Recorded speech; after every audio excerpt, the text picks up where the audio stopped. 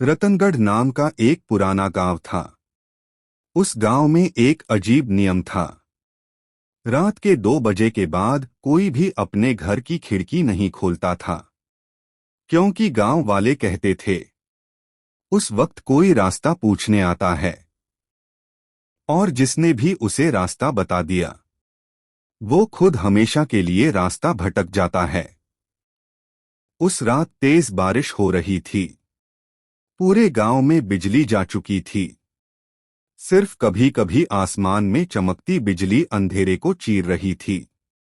गांव के आखिरी छोर पर बने छोटे से घर में कविता अपनी 8 साल की बेटी गुड़िया के साथ अकेली थी।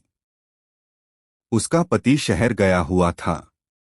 रात के करीब 2:13 बजे अचानक घर के बाहर किसी के धीरे धीरे चलने की आवाज आई।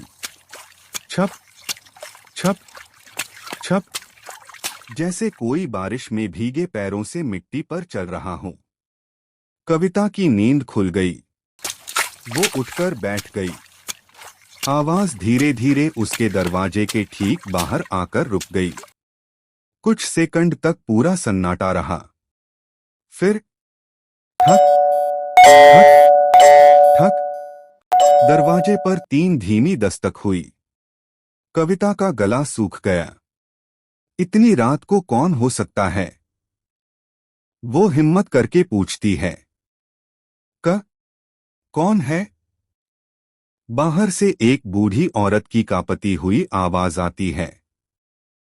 बेटी, मैं रास्ता भटक गई हूं, बस खिड़की खोल दो। ये सुनते ही कविता का चेहरा डर से सफेद पड़ जाता है।